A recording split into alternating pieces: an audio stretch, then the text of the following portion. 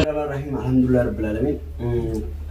Jirra jirtu qabajamtoota fi hordoftoota keenya kan isin daawwachaa jirtan yookiin kan ammoo laalaa jirtan YouTuber Yemanii hunda arranta nagaa mana kiyyatti YouTuber Yemanii hundinuu wal ga'ee jira. Sababni isaan itti wal ga'anis waan biraa osoo hin taane yookiin kan diraamaa fi koomeediilee garaagaraa dalaguudhaaf osoo hin taane arranta gadda artistii keenya kabajamaa fi jaalatamaa artistii Haacaaluu Hundeessaa du'e gadda isaanii ibsachuudhaaf asitti waliin qabamne akkasumatti gaabbaleen kiyya turtiin keessan nufaan haa ta'u hanga dhumaatti viidiyoo kana daawwadhaan isin jaa akkasumatti artistoota jajjaboo fi keessattuu warreen aartii Oromoo kana keessatti shoora guddaa taphatee as Amiin Waayyuu yookiin kaan ammoo Sooriin nu biratti argama akkasumatti Saffaa Muhammad Abdii akkasumatti ogeessi kaameeraa keenya yeroo takka waltajjii garaagaraa irratti kaameeraa biyya Yemen keessatti maruudhaan kan beekame innis Muhammad nu biratti argama akkasii gaabbaleen keenya waan daawwataniif galatoomaa isin jenna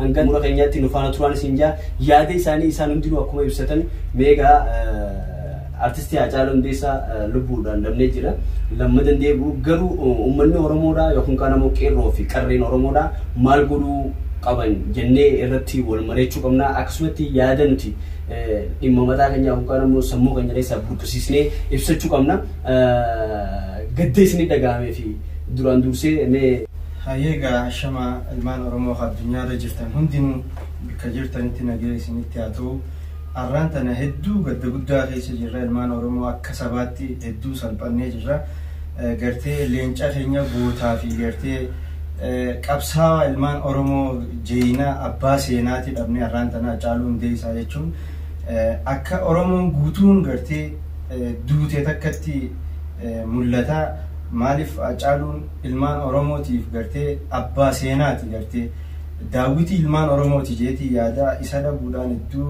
gadda guddaatti nadhagamee jira akkasuma yuutubaroonni Oromoo kan magaalaa Yemen San'aa keessatti argamu hundi carraa gartee bifuma gartee dandiyameen walitti dhufnee arraan tana yaada waan qabnu gaddarraa isiniif dabarsuuf bakka tanatti argamne kanaatee Haacaaluun gartee hedduu duutisaa nu gaddisiistullee ammoo du'a Haacaaluu daran ammaas deebiitii qabsaa'ota keenya hooggantoota gartee mootara qabsoo Oromoo hunda qabanii hidhuudhaan waan isaan itti jiran waan godhaa jiraniis hin beeknu gartee kanaatu hedduu akka gartee Oromootti akka sabaa gartee saba guddaa kana gartee salphisanii xiqqeessanii gartee saba guddaa kana waan xiqqaat akka deebisanii mul'isuudhaatu daran kun nama gaddisiisa haala yerootiin neetworkiin biyya keessaayis TV fi wanni hundi gartee TV'n gartee mootummaan irraa dhiichisu malee isaanummaan irraa mul'atan malee gartee silaa haqa ilmaan Oromoo kana dhugaa jirtu nu barsiisu cufanii jiranii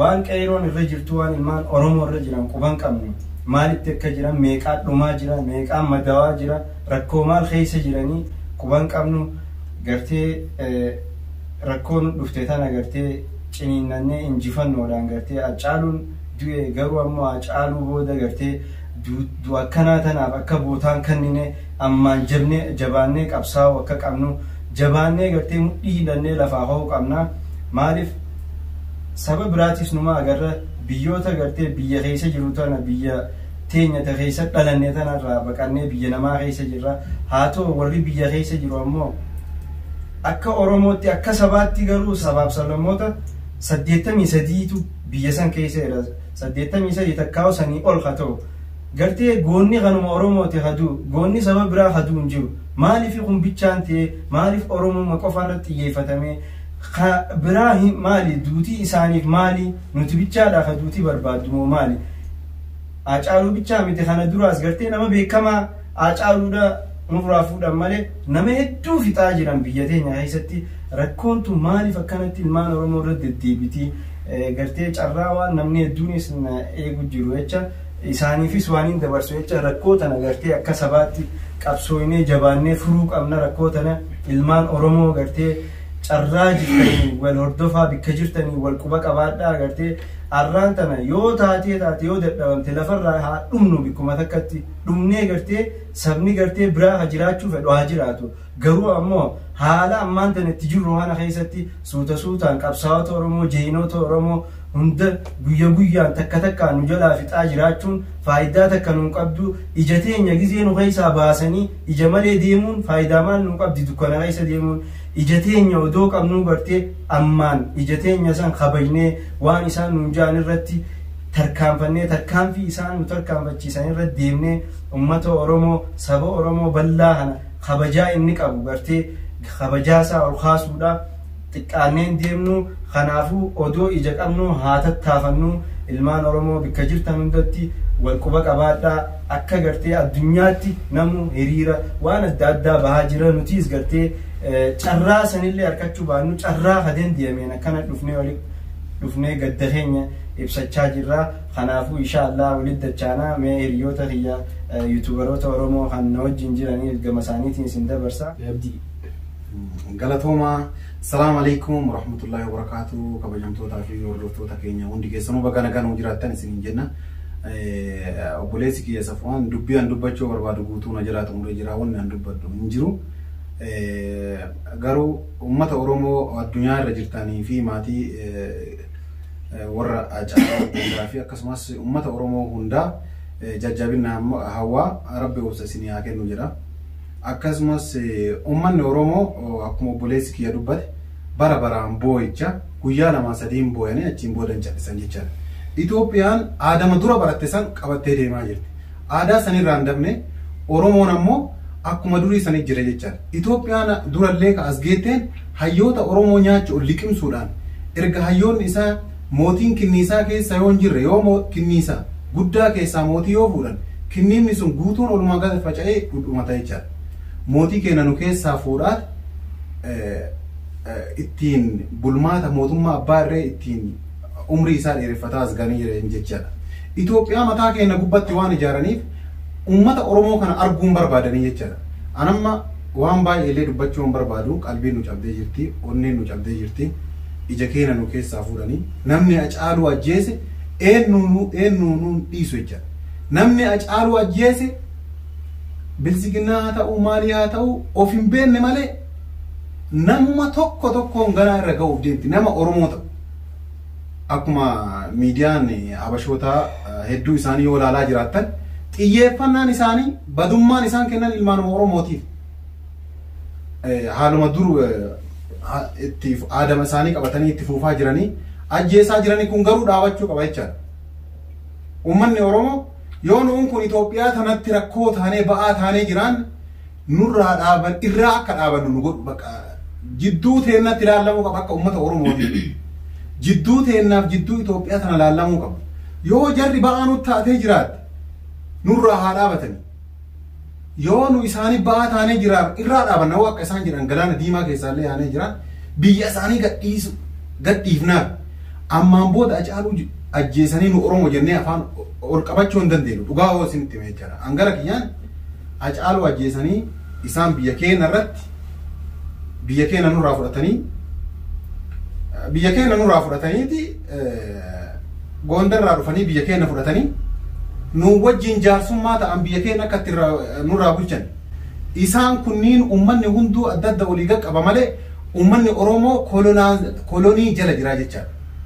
Biyyoonni addunyaa kolonii jala baateetti uummanni Oromoo kolonii jala jira. Yeroo lola Xaaliyaanii wajjin yeroo walloltu yeroo Baadummeef Shiraaroo uummanni Oromoo miiliyoonaan achi gabbayee dhumaa turan. Itoophiyaan biyya tiyyaa jedhee akkasii dhumaa turan.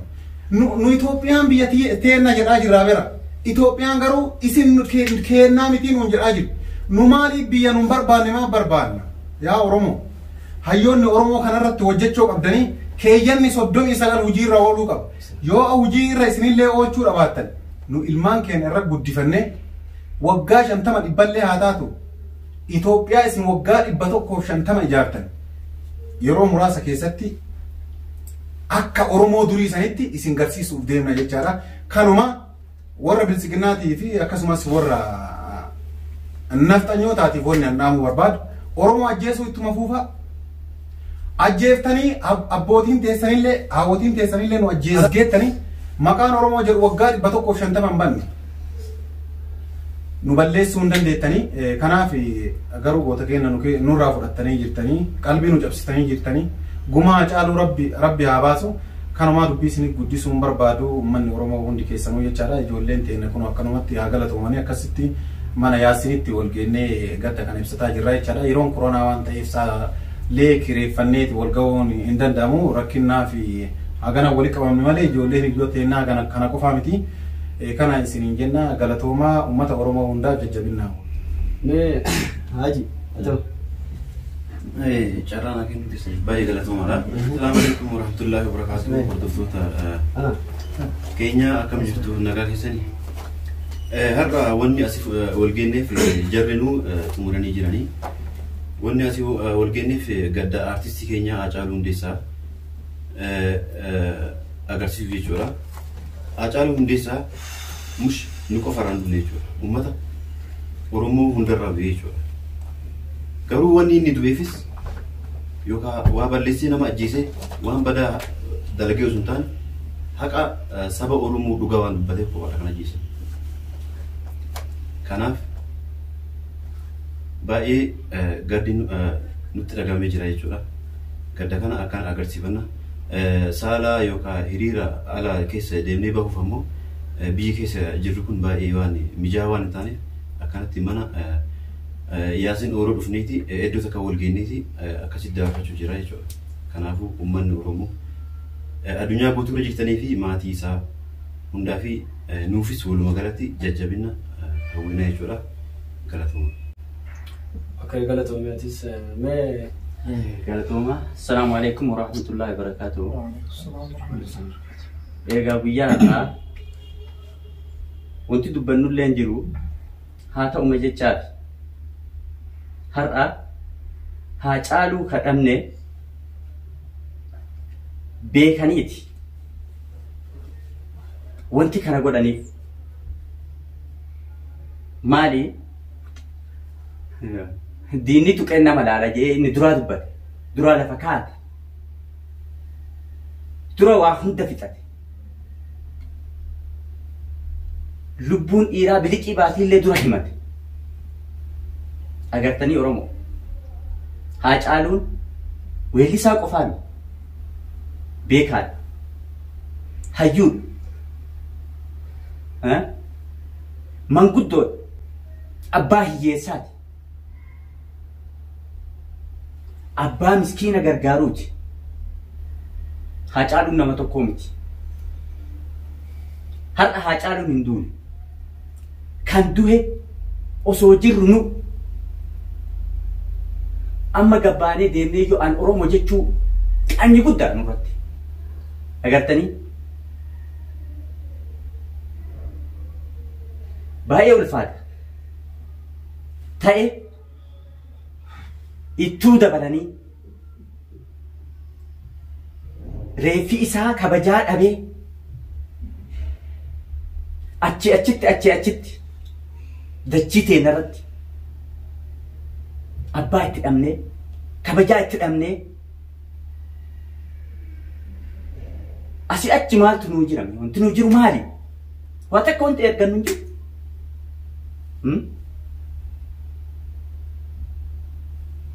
Oromoo waa takka waa lama wanta dubbatu carraan nu qabnu lama qofa Jawaar fuudhanii Haacaaluun du'e achi booda qabsoo Oromoo namni geggeessu hin jirudha kaayoon isaanii saniimi ijjis baddu iddoon ijaa hin badduu jedha Oromoon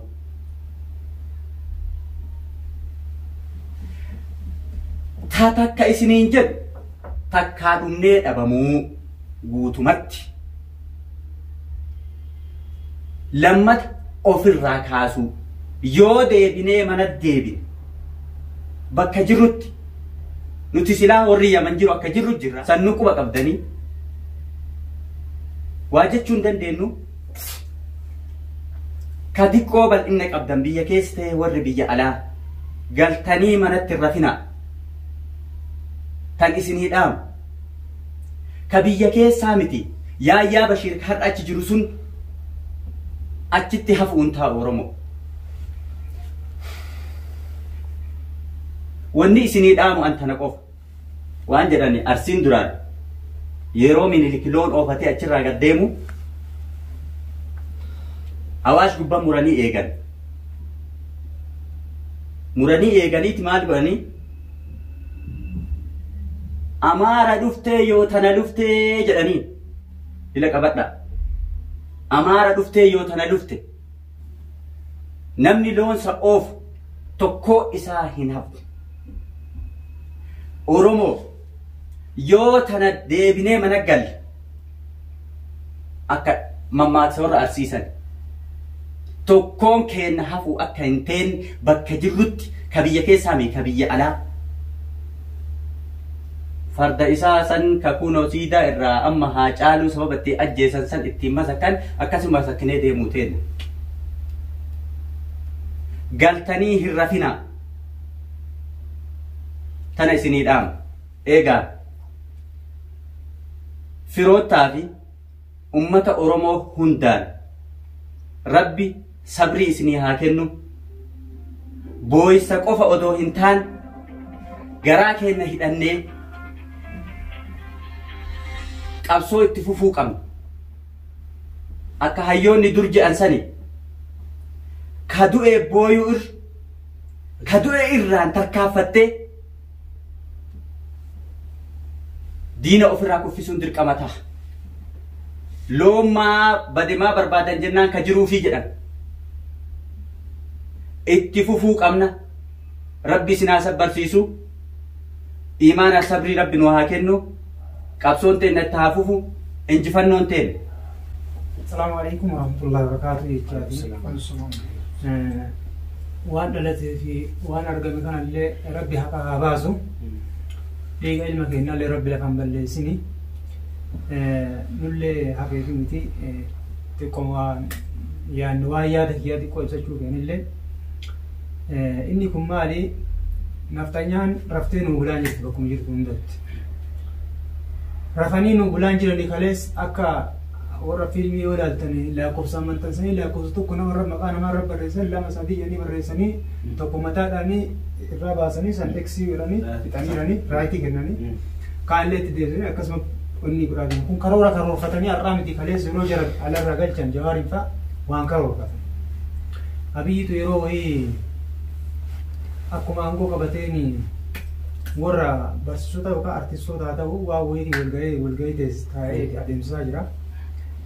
Diina kan kee kana sossobaa itti seenta malee aartee ittiin seentu mammaakee achirratti haadha wayii namichi bira ajjeese daa'ima biratti daa'ima isii haadha biratti ajjeesee jedha. Hidhanii jennaan dhattee hidhaa baaftee maaliif isa kana waa inni ajjeeseef san diina taatee gaafachuu osoo hin taane itti dhiyaattee maaliif akka inni ajjeese gaafachuufi. Isinii galee innillee qaalichi kun ummata Oromootiif dhaaban lafee ilmaan keenyaa warra duubatti Oromoo deebisuu barbaadutu araallee isa kana mucaa kanallee kichuu qarakuu ta'edha yeroo inni miidiyaa irra bahee haasa'u argaa jirtan hundumaa argaa jirtu. Haga Shimallis hin bahu haga kantiiba magaalaa sanii hin bahu namni hundi bahee haasa'aa jira. Kana jiran waa'ee kantiiba jara kanneen kaleessanii bahe qabsaa'ota uummanni kun yeroo kuni fiilima Oromoo irratti dalagaara. Fiilima har'aa miti uummanni kun yeroo kalee wayyaanee keessa jiru warra filamee lafa kaa'an haga lammaa fa'aan baatu. Maama lammaa fa'allee dura amantii dhabne amma abdii irraa kutataa deemaa. Yeroo isaan sobanii gooftaan keenya uummata keenya jedhaa asiin ammoo tokko jalaa mugoleedhaa achi baanii nu uummata keenyaaf dhaabannaa gooftaan keenya uummata keenyaa jedhaa uummata keenya waa dubbate mataadhaan. Ka isaan waliin yeroo isaa akkas jedhan harka dha'ee gammadee harka dha'e mataadhaan lafa buusan. Fakkeenya fudhadhaa mucattii deemaa ajjeesaa hospitaala keessa eenyu ajjeesa Hayimaanoot mucayyoo doktora taatee waa meeqa bare doktoreet meeqaa qabdu ta'arra silaa waa meeqa dalatu maa isiisanii hambifanne jarri tun nu aramanii hiddaan nu buqqisaa nama qaataa nu aramanii akkana dhiigammadaa hiyyoota keenya kun Taaddasaa Birruurraa kun arraa miti kaleessumarraa dhumatuu dinne malee Oromoon kun hidduma isaatiif baay'innu hidda isaatiif dhumachuu dinne malee jarri kun uma kaleessarraa nu ijaaramaniira. Abiyyi Ahmed kun jaran yeroo kaleessaa san ijaaramee tooftaa hunda baafatee tooftaa Oromoo kun yoo akkam godhan cabuu danda'a. Yoo akkam godhan Oromoo kana danquu danda'a. Yoo akkam godhan hayyuu tokko namichi kun kaayoo isaa bakkaan ga'u keessa hayyoota keenya alaa galchee warra guyyaa san gammachuun harka dhaymuluu ummata sanii yoo soobeen nama tokko yoo tanan jiranii uummanni guyyaa san atu afoo baan akka ijoollee dubbataa turan sun yoo tan osoo lakkoo ne jira ammas irra deebee du'a hayyicha kennaa kanarratti du'a dargaggeessa kennaa kanarratti wannan jechuu barbaada asis nu waliin teettanii biyyas nu waliin teettanii warri bilisiginnaa nurra faarsaa bilisiginnaa nurra harka dhaatu kan baga gammadda itti nyaadhaa dhuga yoo nullee baasuu dadhabne rabbiin kun hin baasa rabbi dhiiga ilma keenyaa haa baasu yoo nullee baafachuu dadhabne rabbiin gatee nama hangatu rabbiin gatee nama hanganni sun dhiiga isaa haa baasu garuu wanni nu tokkoon jechuu barbaada hiriyoota keenyas taatanii askis mugees teettanii warri Oromoo mogolee hafuu mirga isaa yookaan immoo dandeettii isaa tokko namni tokko waa yaadaa miti kaayoo qaba kaayoo isaa kana duubatti deebisuu baseettanii abiyyi nurra faarsitan warra bilisiginnaa nurra faarsitan gammadaa itti nyaadhaa dhugaa nyaanni isin nyaattanii dhugdanillee dhiiga unadhaanii dhiiga mucaa gajiisitan sanii unadhaasanii jenna baa gammaddanii haftu akka gammaddanitti hafu guyyaa tokko bahuu isaa oolu naasuu irraa bakka mataan keenya waliin konfliktiin ta'uu irraa dubbimallee qajeelchinee haasa'uu dadhabne kanaafi isinillee jajjabina hawwina ilmaan Oromoo hundaaf jajjabina rabbi haa kennu nama isa caalu bakka rabbi haa buusu haa caaluun duraa beekatee jira akka duu beekatee jira dhaamatee jira waa hunda dhaamatee jira waan inni dhaamate san yoo jiraanne yoo nama taane bakkaan nama ga'u taane bakkaan ga'uudha yoo ammoo nama bakka saniin ga'uu dandeenye taate jiran Oromummaa mulqanne akka durii sanitti deebinee farda jedhamu san farda keenya kanurraa fudhatan san dhiifnee akka algaan jara baatanii deeman sani baannee deemu kanas dubbiin jiru kana ta'uuf akka kanan taaneef ammoo tokko taanee keessaa fi alaa wal qabannee walii dhageenyee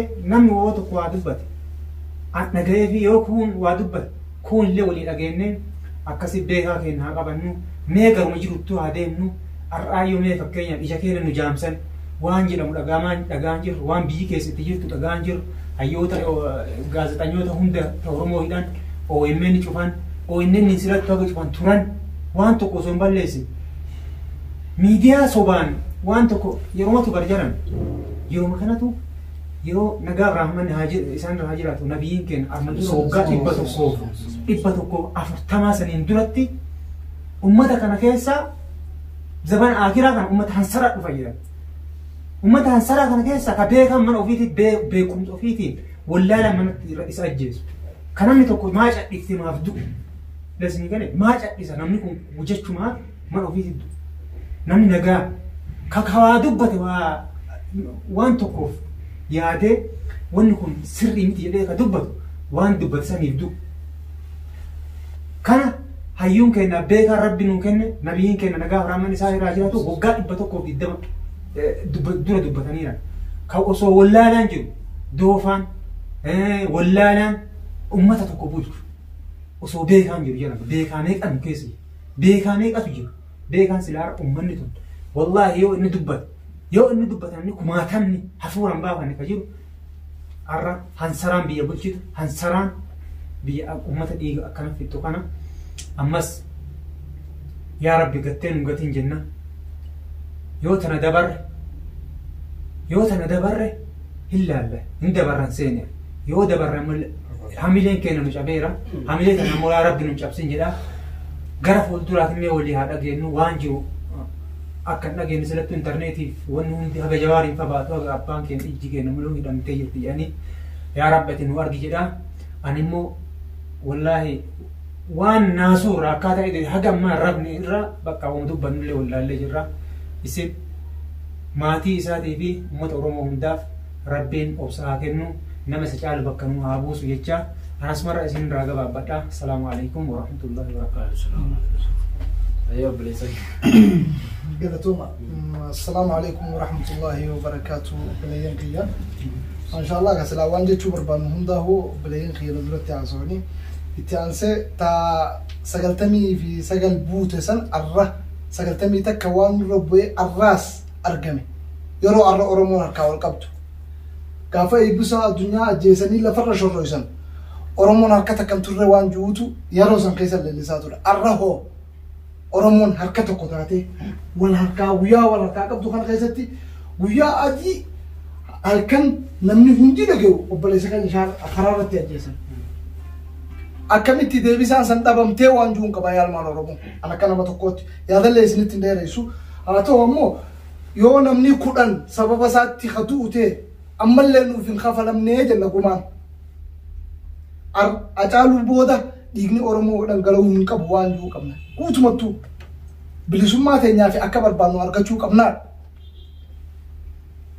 waan kana ta'eef obboleeyyan yaadallee isinitti hin dheeressu reefus dheeressinee haasofne wanni 90 takkaasan eegaa arran dura deebite qayroo takkaa geessan sina nama dhibbaan kafaluu qabdan dhiigaan acaaluu tanumaan isin jaa'u salaamu alaikum irraa bu'een Mame.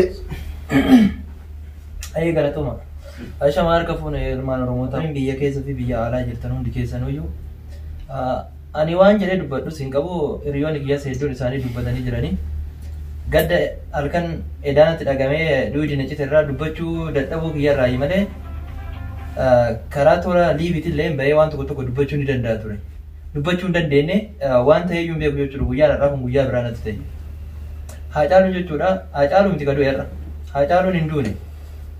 Akkuma inni jedhe Oromoon Oromoo irratti dhukaasetiin arguumanna du'eetiin dachee jala kutuu na wayyaa akkuma jedhe dhugaa isaati kara kanatti. Ammas waraanuma Oromoo ta'ee jechuudha maqaa Oromoo dhaatee poolisii Oromiyaa irratti dhukaasaa Oromoo ajjeesaa kun barumsa osoo namaaf ta'e baay'ee natti tola jechuudha. Gaafa daadhii galaan ajjeesan osoo manatti deebi'uu baatanii guyyaa sanirraa lolatanii har'a haacaaluun ajjeesan. Gaafa jawaariin marsan osoo guyyaa san Oromoo manatti galuu baatetiin guyyaa san falmattee jettee har'a haacaaluun hin du'u ture. Erga du'e immoo deebisuu hin dandeenyu. Warri har'a gabbaatan immoo manatti ol deebi'uun qaanidha jechuudha. Hanga dhiiga isaa kana baastanii Itoophiyaa jedhan tana bittineessitaniitiin Oromoo biyya Oromiyaa jedhamtu hanga ijaarratanitti jechuudha. Borus mana guuramtanii du'uun keessa waan hin oolle jechuudha.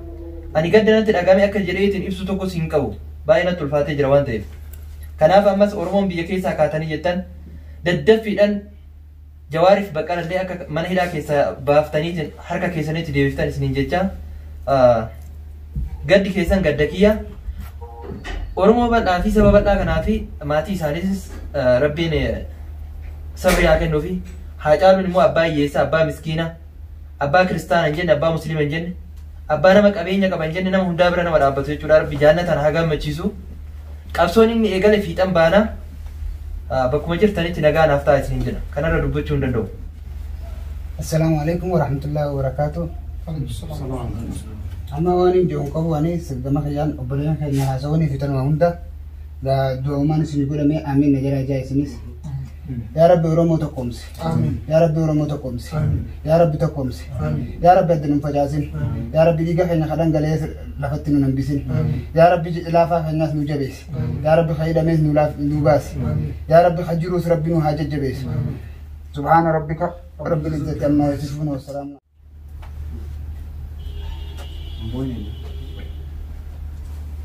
جارانا كم كيسني قالتوما والله وانت باينا ما يعكس واني جاني متان او جرت واني وان بفتيسن جرتو namni tokko yeroo mataan dhukkubee nama isa harkisee deemuun barbaadata malee ufin deemuu hin danda'u. Jarri akkas beektii yoo jarri egaa beektota keessaa fuune nu jala deemanii jechuu santu jara keessa jiraasaniif mataa keessa nu gaarti.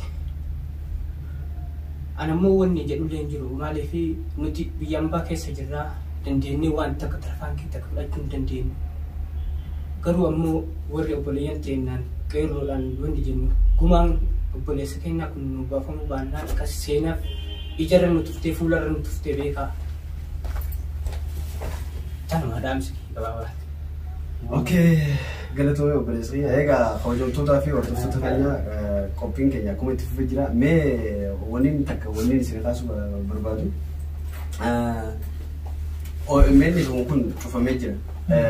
Mootummaan akka kun kaan ammoo ibsa baasetti warreen Hacaaluu Hundeessaa ajjeesee kun kaan ammoo kan akka duugode uummata san qabnee jirraa jedha. Tarii nama biraa qabu immoo Jawaarumaa fi Baqqalee Garbaa faatu isaan kan akka ajjeesan godhe isaanuma kana qabanii Jawaarumaa fi Baqqaleetu ajjeesee jechuu fedhaniiti moo yaadni isaanii akkamii ati?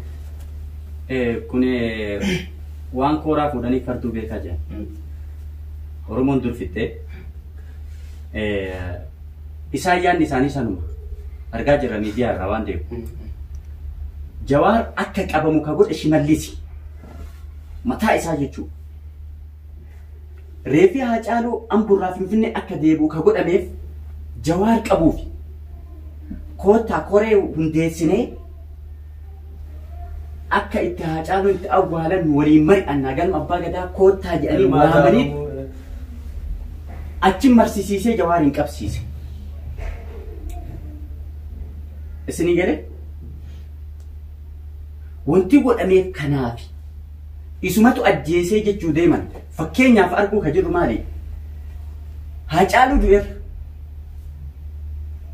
qeerroo guyyaa har'aa dhumteer dhiiga keenya ka lola irra ka isaan xooxeffatanii miidiyaa irratti lolaa jiran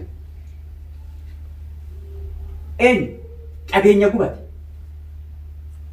lubbuu Haacaaluuti lubbuu Haacaaluuf lubbuu qeerroo guyyaa har'aa baateen irratti arkuu jira jechuudha.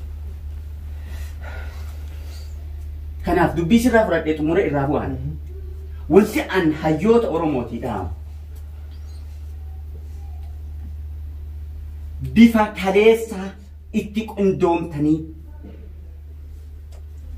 biyya keessaa biyya alaatii hayyoonni walitti dhuftanii akki duraan jiru sanii amma diddiigamanii jiran walitti dhuftanii wal utubdanii tarsiimoo lafa keessanii qeerroo kana abbootaaf ilmaan obboleeyyan keenya ilmaan teessan hin ficcisiisinaa tarsiimoon geggeessa itti deebi'a.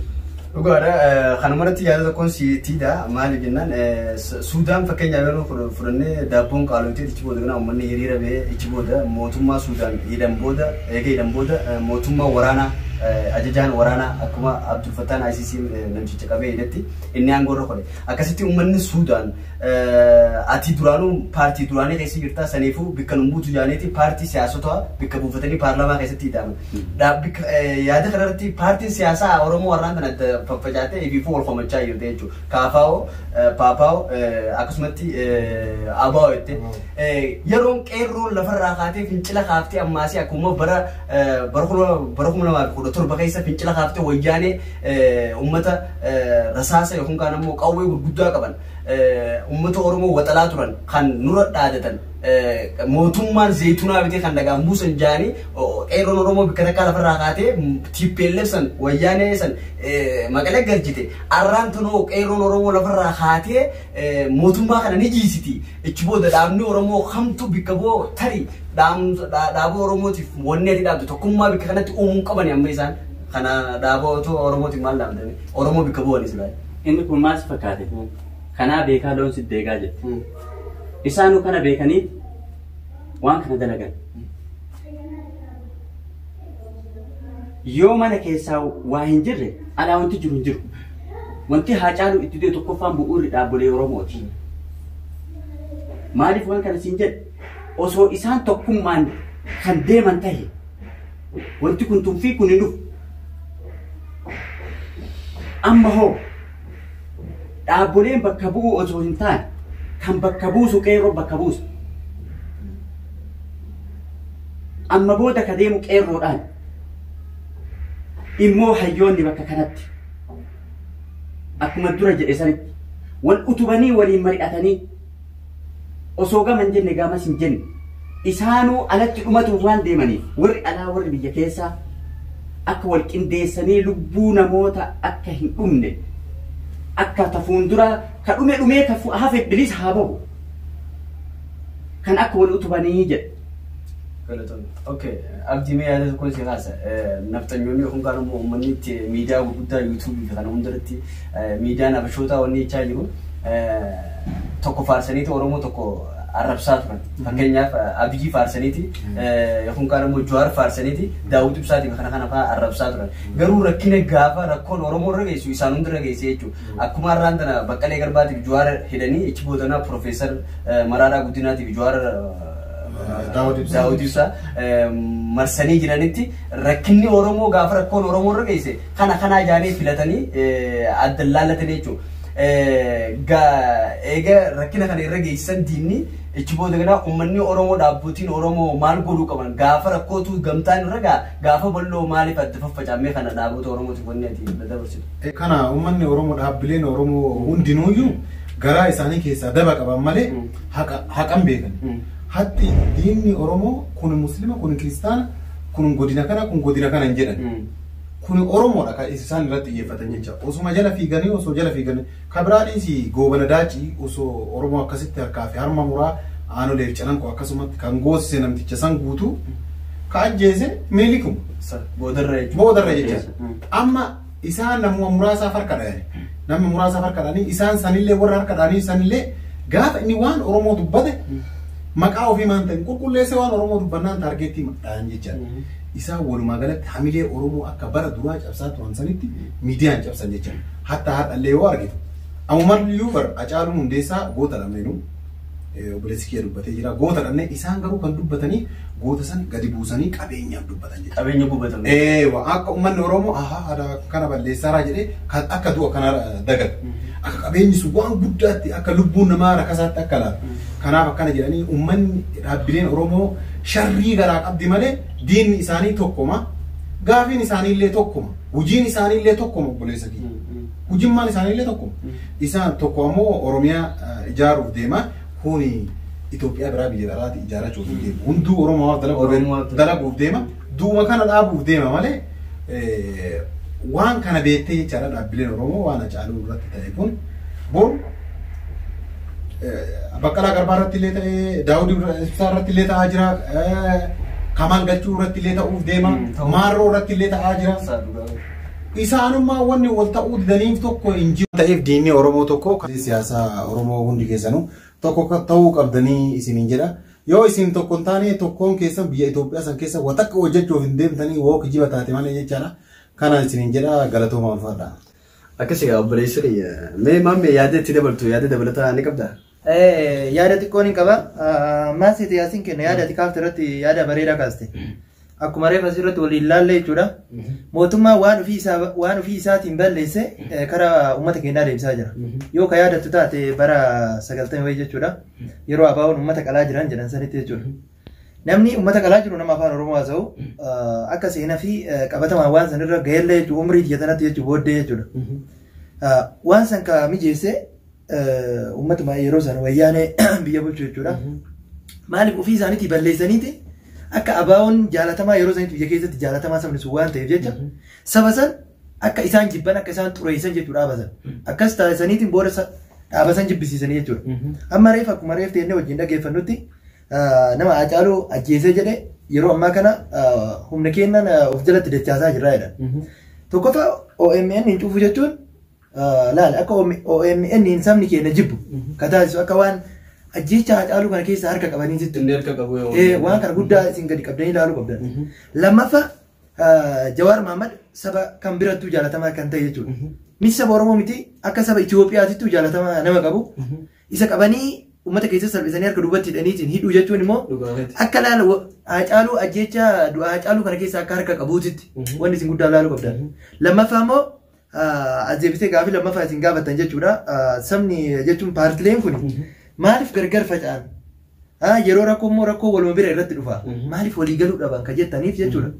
Namtichatu beekta bara durii jechuudha. Sangaa sadiitu ture.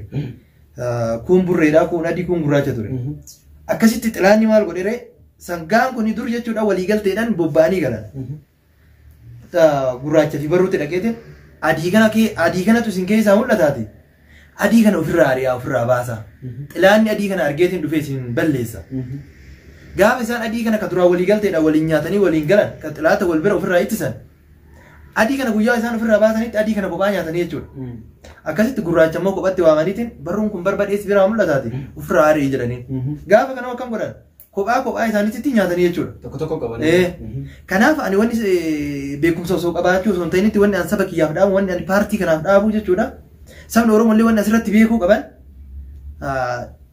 wanta mootummaa yeroo ammaa baasaa jiru kanatti akka saba keenyaa fi akka paartilee ta'een akka isaan jibbisiisan waan taasisaa jiraniif kanas akka irraa baran. Lammata immoo paartiin kennamu akkuma qotiyoota sadiin kanatti wal baranii tokkummaa isaanii jabeessanii walitti akka deebi'anidha. dhaamsa ni qabu kanuma.